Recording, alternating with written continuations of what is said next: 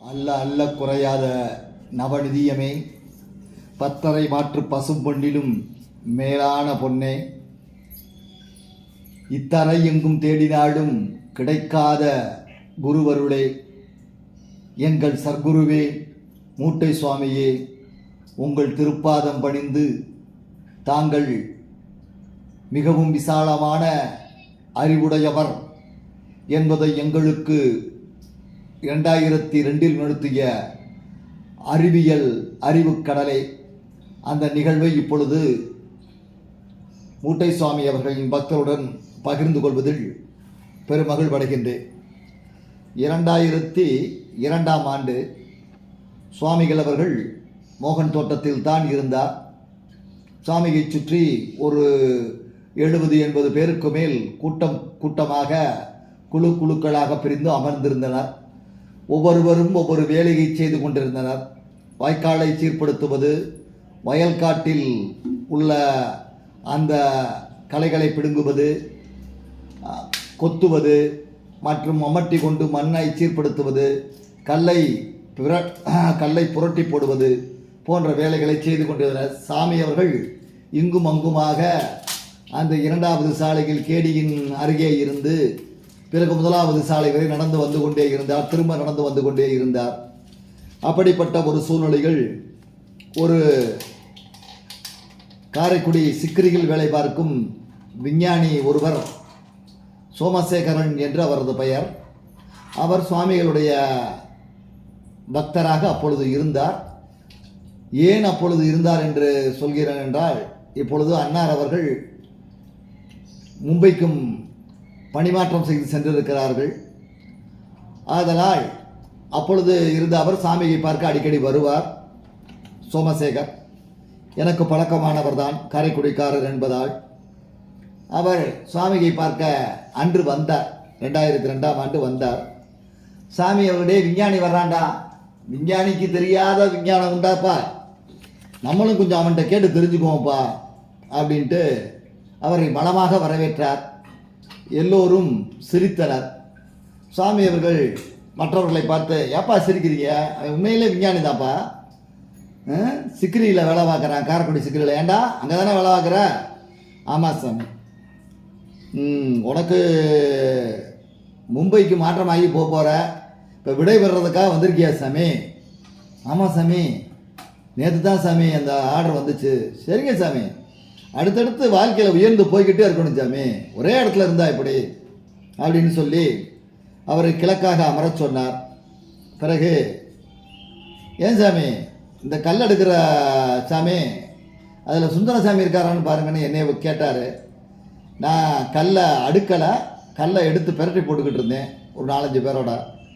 அப்போ எல்லாரும் சாமி உங்களை கூப்பிட்றாரு, கொஞ்சம் தூரத்தில் இருந்தேன், கூப்பிட்றான்னு சொல்ல நான் சாமிக்கு சற்று அருகாமைகள் சென்று, சாமி என்னை பார்த்து, சாமி இந்த நேற்று நான் சொன்னேன் இல்லையா உனக்கு, நீ ஊர்லேருந்து வந்தோன்னு சொன்னேன் இல்லையா, பூமியை விட கடல் நீர் மட்டம் உயருது சாமி, இது ஆபத்தானது சாமின்னு.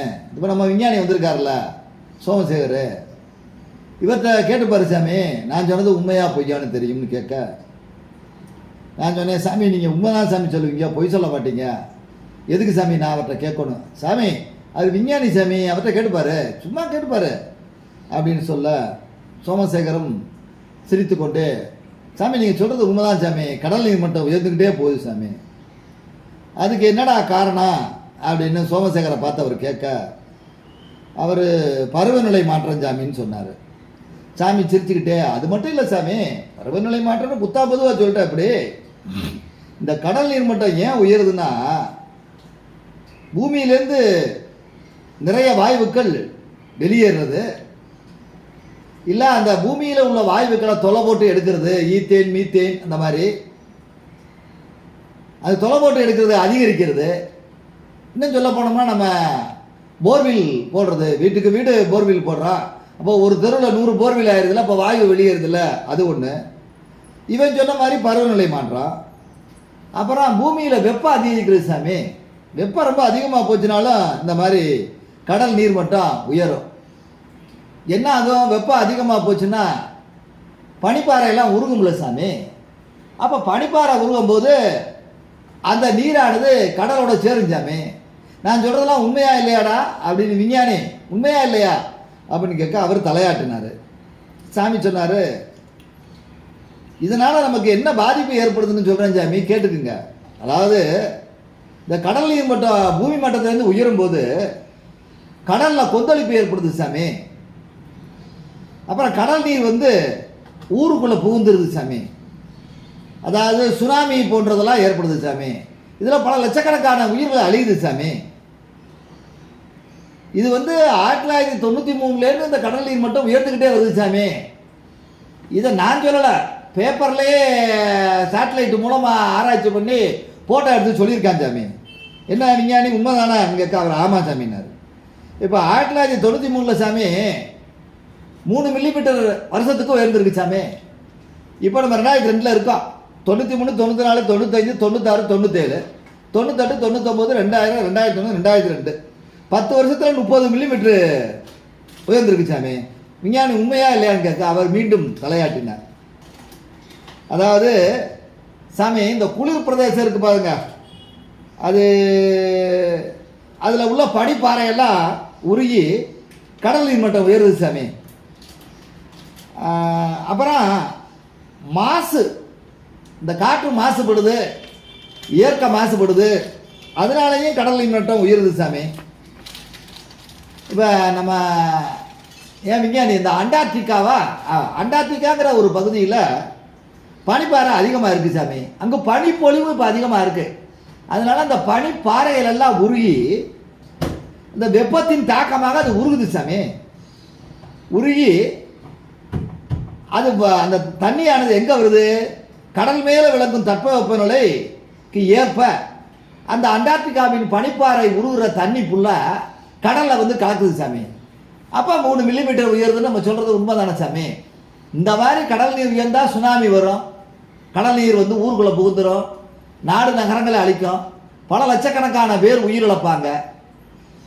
இதுக்கெல்லாம் காரணம் என்ன சாமி? இதுக்கெல்லாம் காரணம் மனிதன் உலகத்தை மாசுபடுத்துறது சாமி. அதிகமாக போர்வில் போடுறது, வீட்டுக்கு வீடு 1க்கு 2 போர்வில் போடுறது, அதுக்கப்புறம் மீத்தேன் வாயு எடுக்கிறது, அதுக்கப்புறம் பனிப்பாறைகள் தானாக உருகி வெப்பத்தின் காரணமாக வெப்பம் ஏன் வருது சாமி? மரங்களை போல வெட்டிப்படுறது. வீட்டுக்கு ஒரு மரம் வளர்ப்போம்னு அரசாங்கம் சொல்லுச்சு, அதே அரசாங்கம் மரங்களை வெட்டுது சாமி. அப்போ மரங்களை போல வெட்டிப்படுறது, சதுப்பு நில காடுகளை அழிக்கிறது. இதனால அந்த சீதோஷநிலை மாறி அந்த வெப்பம் அதிகரிக்குது சாமி. தட்ப வெப்பநிலை அந்த இயற்கையில் மாறுது. மாறும்போது மரங்கள் இல்லாத காரணத்தினால வெப்பம் அதிகரித்து அதனால் மழை உருவாகி கடுமையான சூறாவளி, மழை, காற்று இதெல்லாம் ஏற்பட்டு கடுமையான மழை பெஞ்சு அது மூலமாகவும் கடல் நீர் உயருது சாமி. அப்போ அதிக வெப்பம் காரணமாக தான் அந்த மழை பெய்யுது. அதிக வெப்பத்துக்கு காரணம் நம்ம மரங்களை வெட்டுறது, அப்புறம் பூமி பந்தை ஓட்ட போடுறது, அப்புறம் காற்று மாசுபடுறது, அப்புறம் பனிப்பாறை உருகிறது, அப்புறம் ஆற்று நீர், குளத்தையெல்லாம் சேதப்படுத்தி அதை பிளாட்டு போடுறது, ஆற்று மணலை அள்ளுறது, இதெல்லாம் அந்த இயற்கைக்கு விரோதமானது சாமி. பஞ்சபூதம் நிலநீர், நெருப்பு, காற்று, ஆகாயம், பஞ்சபூதம் 5 தான் சாமி இயற்கை. அதான் சாமி நமக்கு முதல் கடவுள்.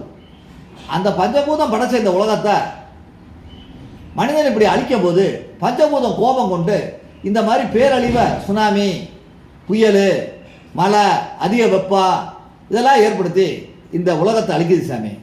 இதுக்கு உண்மையிலே இந்த காரணம் இந்த மனிதன் தான்.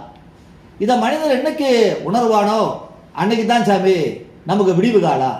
பயிர் பச்சை விளையும், ஆடு மாடு செழிக்கும், மனிதன் நல்லா வாழ்வான், விவசாயம் பெருகும், இயற்கை சீதோஷணம் நல்லா இருக்கும். அப்போ யார் சாமி இதை நினைக்கிறா? இப்போ நம்ம குப்பையெல்லாம் பிறக்கிறோம், சாக்கடையில் கொண்டு போய் குப்பையை போடுறோம். நம்ம குப்பையை புறக்கி சாக்கடையில் சேராமல் பார்க்குறோம். சாக்கடையில் கொண்டு போய் குப்பையை போட்டு கழிவுநீர் வெளியேறாமல் தடுக்கிறான் சாமி. உடம்புல கழிவுநீர் வெளியேறலாம் என்ன ஆகும்? பல வியாதி வந்துடும்ல சாமி. கிட்னி கெட்டு போயிடும், கல்லீரல் கெட்டு போயிடும், மூச்சு விட சிரமம். அந்த மாதிரி கழிவுநீர் வெளியேற்றத்தை தடுக்கிறோம். அதுக்கு காரணம் முக்கியமான பிளாஸ்டிக் பை. அதனால சாமி நான் குப்பை வரும்போது பிளாஸ்டிக் பையாக பார்த்து முதல்ல பிறக்குவேன்.